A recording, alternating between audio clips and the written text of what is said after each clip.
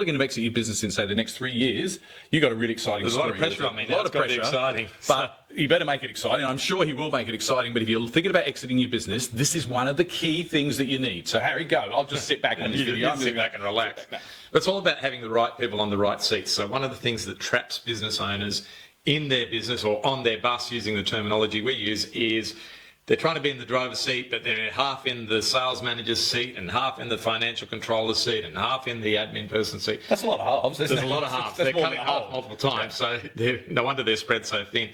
And their business is too reliant on them. So, when the time comes for them to finally exit, they try to sell it and no one wants to buy it because no one wants to be trapped like they are.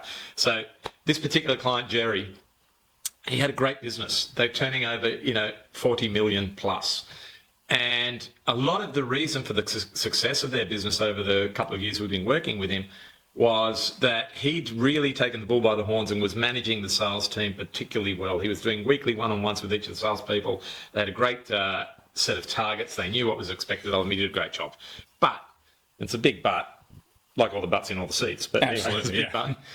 He was stuck in that, and that took him at least 2.5 days a week, and it was quite. But what's the problem with that? I mean, they're performing well, they're going along. The problem is he had no time to work on the business. You're told to work on your business, on the bigger picture of the business, because he was fulfilling predominantly this one function, that of the sales manager. Yeah. So, we got to the root of that problem, and it was, who can I trust? Who can possibly do as good a job, even though he was doing it in 2.5 days? And what did he say? Who could do it? He said no one could do it as well as I can. No one can do it as well as I'm doing. Which he was doing a fantastic job, don't get me wrong. But when we really got clear on, what defined a fantastic job? What was it that he was doing? And more specifically, not the 5 or 6 key areas that he was covering off in that role of being the sales manager, but what are the expected results in each of those key areas? So we created a really clear-cut role and KPI document for a sales manager. Then we nutted out the org chart, exactly who this person would be reporting to, etc. But the crux of what we did was implement this role and KPI system. Is it easy to do? It was simple. It wasn't easy. It took time. It took a lot of thinking. But the actual process is simple. Because it was outcome based for that role. Is what are the outcomes you want to achieve? It's like every seat on your bus has to be achieving certain outcomes to justify having someone sitting in that position.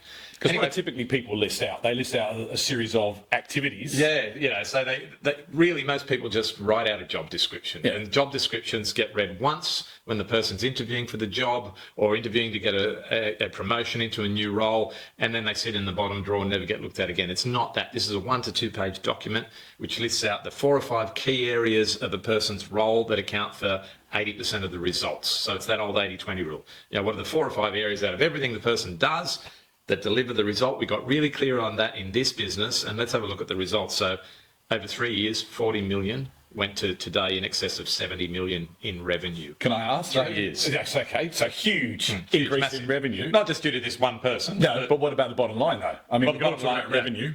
The bottom line not only grew in dollars, but grew in percentage as well, which was a whole host of other things. But when you think about the volume of sales, which was being managed by Gerry, the owner, which was then managed by Kevin, the new sales manager, it grew dramatically. It was, 75% up. So can I ask, how is this going to help Gerry exit the business? So it's going to help Gerry exit the business because when a future acquirer comes knocking on the door, which, highly likely to happen with a business of that size, they can see that function is no longer reliant upon him. Now, he's been replicating that in lots of other areas of the business, obviously. But that's one of the biggest things that traps business owners is they're sitting in all the seats. If you want to get out of some of the seats in your business, just type in KPI, Key Performance Indicator. We'll send you an example KPI so you can see what it's all about.